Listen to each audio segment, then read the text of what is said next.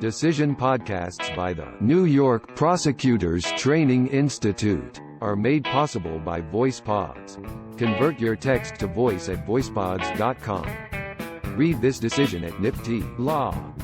www.nypti.org/law. People v. Darryl Brown, decided May 7, 2019. Wilson, J. Defendant Darryl Brown shot and killed Von Cabbagestock in the lobby of Mr. Brown's apartment building after an argument. At trial, Mr. Brown sought a jury instruction on justification, which the court declined to give. We agree with the trial court that no reasonable view of the evidence warranted a justification charge, and, accordingly reverse. Mr. Brown and his pregnant daughter lived in an apartment building in the Bronx. Mr. Cabbagestock was Mr. Brown's daughter's boyfriend and the father of her child. 3 witnesses who saw at least a part of the events surrounding Mr. Cabbagestock's death testified at trial. The first witness, Yvette Flores, lived across the hall from Mr. Brown. Ms. Flores heard arguing in the hallway. Looking through the peephole in her front door, she saw Mr. Brown and Mr. Cabbagestock arguing in front of the open door to Mr. Brown's apartment, with Mr. Brown's daughter standing there as well. The argument between Mr. Brown and Mr. Cabbagestock continued after both men passed out of Ms. Flores' view. Shortly afterwards, she heard Mr. Brown's daughter yell, "No, Daddy, no," followed by a loud boom. Ms. Flores left her apartment, saw Mr. Cabbagestock lying on the lobby floor, and saw Mr. Brown and his daughter re-enter their apartment. She called 911. A second witness, Sheila Thomas, observed the argument as she was entering the building. Looking through the interior glass door, she saw 2 men in the lobby, one older than the other. She saw the older man, Mr. Brown, walk away and the younger man, Mr. Cabbagestock, follow. Ms. Thomas said the older man was walking and the younger man was following him with his hands out and elbows bent so that his palms were up, facing the older man, as if he was trying to reason with him. The argument continued after Ms. Thomas could no longer see them, when suddenly a shot rang out. She saw the younger man fall and heard a woman scream. She then fled outside. The third witness, Raymond Wolfe, a postal carrier, was delivering mail to the building at the time of the incident. When he arrived at the building, Mr. Cabbagestock and Darryl Marshall, an acquaintance of Mr. Cabbagestock's, opened the building's locked door to admit Mr. Wolfe. While Mr. Wolfe was in the lobby, distributing mail into the residents' individual mailboxes, an older man, Mr. Brown, entered the lobby where the 2 younger men had been talking, and started arguing with the taller of the 2 younger men, Mr. Cabbagestock. Mr. Wolfe said he heard the older man say, "Stay away from my daughter, don't come around here." Mr. Cabbagestock responded, "You can't tell me where to be." According to Mr. Wolfe, Mr. Cabbagestock was getting in the older guy's face a little bit, trying to back him down, and Mr. Marshall was trying to calm Mr. Cabbagestock down. Mr. Wolfe testified at trial that he observed Mr. Cabbagestock throwing a few punches at Mr. Brown but that he believed those punches did not reach Mr. Brown.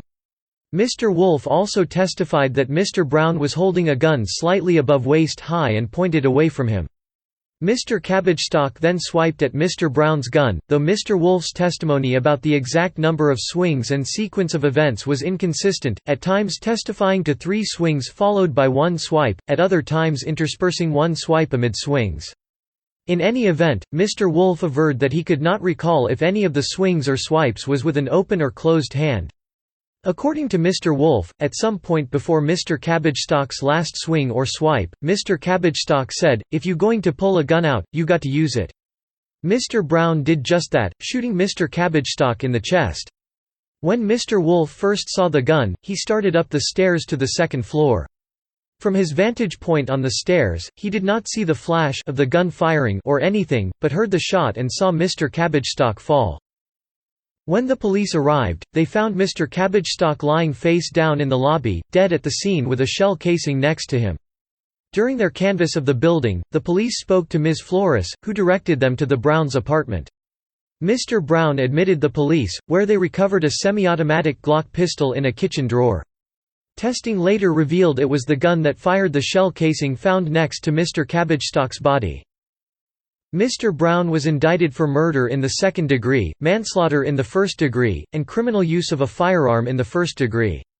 Defense counsel asked the court for a justification instruction, the people objected. The court denied the request because the evidence, taken in the light most favorable to Mr. Brown, did not warrant a justification charge. The jury acquitted Mr. Brown of murder in the second degree but found him guilty of manslaughter in the first degree. The appellate division, over a two-justice dissent, reversed, holding Mr. Brown was entitled to a jury instruction on justification. People v. Brown. A justice of the appellate division granted the people leave to appeal to this court, and we now reverse. Mr. Brown's shooting of Mr. Cabbagestock self-evidently constituted the use of deadly physical force. As relevant here, a defendant is justified in using deadly physical force upon another only if that defendant reasonably believes that such other person is using or about to use deadly physical force. Penal Law 35.15. In other words, both that he believed deadly force was necessary to avert the imminent use of deadly force and that, in light of all the circumstances, a reasonable person could have had these beliefs. People v. Getz. However, the penal law provides that a defendant is never justified in using deadly physical force if that defendant is the initial aggressor, the first person in an altercation who uses or threatens the imminent use of deadly physical force. Penal Law 35.15, People v. Petty. Justification is a defense, not an affirmative defense, and therefore the people bear the burden of disproving it beyond a reasonable doubt. Matter of YK. In considering whether the trial court's charge to the jury was adequate, the record must be considered most favorably to defendant. And, if, on any reasonable view of the evidence, the fact-finder might have decided that defendant's actions were justified, the failure to charge the justification defense constitutes reversible error. People v. Paget. However, when no reasonable view of the evidence would support a finding of the tendered defense, the court is under no obligation to submit the question to the jury. People v. Watts. Mr. Brown's argument that he was entitled to a justification charge rests entirely on Mr. Wolf's testimony. The testimony of the other witnesses does not provide any basis for a justification charge. Even fully crediting Mr. Wolf's testimony, it is uncontested both that Mr. Cabbagestock was unarmed and that Mr. Cabbagestock swiped at the gun only after Mr. Brown wielded it.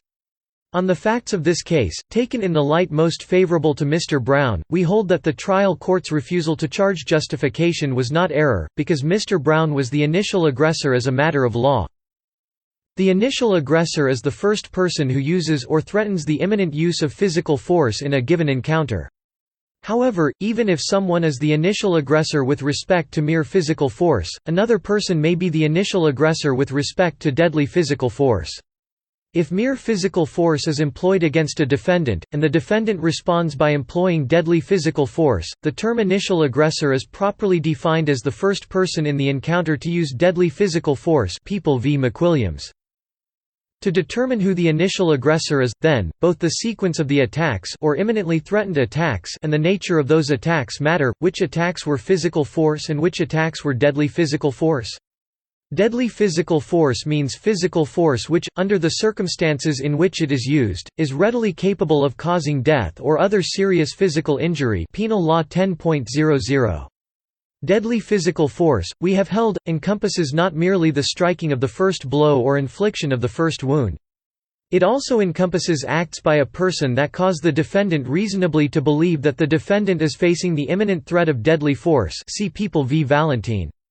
As for what constitutes such a threat, we held in People v. Dodt that the imminent threat to use a gun constituted the threat of deadly physical force even if the gun is never fired. The threat presented by a gun does not depend to any significant extent on the manner in which it is used. So long as a gun is operable, it constitutes deadly physical force, and a threat to use a gun, such as was made here, can only be understood as a threat that the weapon is operable. Thus, the imminent threat to use a gun against another is, necessarily, a threat of deadly physical force. The first person to make such an imminent threat is, therefore, the initial aggressor with respect to deadly physical force. Those principles control this case. Here, Mr. Brown placed his gun in a position where he was readily able to aim and fire it imminently, and did so before Mr. Cabbagestock's efforts to swipe at the gun. The circumstances surrounding that act, where a verbal altercation between Mr. Brown and the victim preceded it, where the victim was unarmed, where an armed Mr. Brown pursued the victim into the building's lobby, and where both Mr. Brown's daughter, "No, Daddy, no," and the victim himself, "You going to pull a gun out, you better use it," expressed their subjective belief that Mr. Brown had threatened the imminent use of deadly force, provide further support for the trial court's conclusion that Mr. Brown's drawing of a gun here could only be understood as an imminent threat of deadly physical force. Even the appellate division majority, holding that Mr. Brown was not an initial aggressor, nonetheless characterized Mr. Cabbagestock's errant punches as undeterred by Brown's weapon. Mr. Brown's display of the gun as a deterrent was, on this record, a deterrent precisely because it threatened the imminent use of deadly physical force. We reached the same conclusion in People v. Magliotto, in which we held that the defendant was the initial aggressor when he drew his firearm to scare off the victim, because the gun was readily capable of causing death or physical injury as those terms are defined in Penal Law 10.00. We explained the risk of serious injury or death and the capacity presently to inflict the same are central to the definition of deadly physical force, not the consequence of defendant's conduct or what he intended. Magliotto. Because Mr. Brown's drawing of his gun under these circumstances constituted the imminent threat of deadly physical force, the initial aggressor rule bars Mr. Brown from claiming justification unless a reasonable jury could conclude either, 1 that Mr. Brown withdrew from the encounter after drawing his gun, communicated that withdrawal to Mr. Cabbagestock, and Mr. Cabbagestock thereafter used or threatened imminent use of deadly physical force, Penal Law 35.15, or 2 that Mr. Cabbagestock himself was the initial deadly force aggressor. No reasonable jury could reach either conclusion based on the evidence in this case, even viewing the evidence in the light most favorable to Mr. Brown, as we must. First, there is no evidence that Mr. Brown withdrew after drawing his gun. Instead, after drawing his gun, Mr. Brown shot Mr. Cabbagestock dead.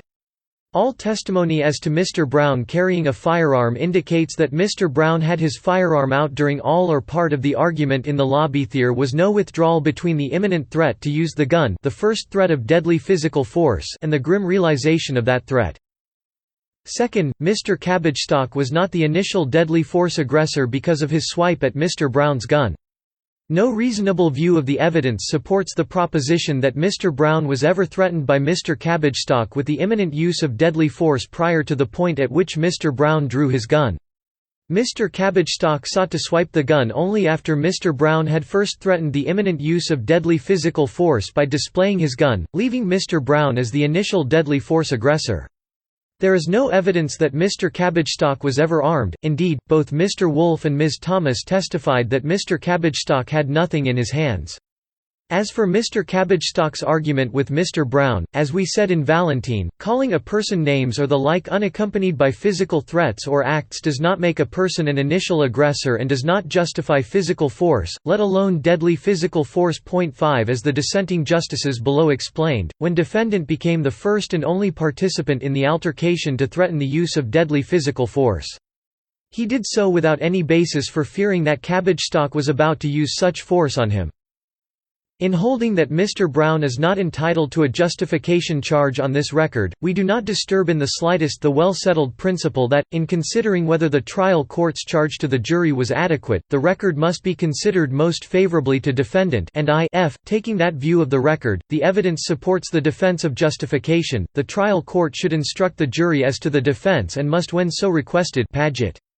However, where, as here, there is no reasonable view of the evidence that Mr. Brown was anything other than the initial aggressor in his use of deadly physical force, he is not entitled to a jury instruction on justification. Accordingly, the order of the appellate division should be reversed and the case remitted to the appellate division for a determination of the facts and issues raised but not determined on appeal to that court. Decision podcasts by the New York Prosecutors Training Institute are made possible by VoicePods. Convert your text to voice at voicepods.com. Read this decision at NYPTI Law. www.nypti.org/law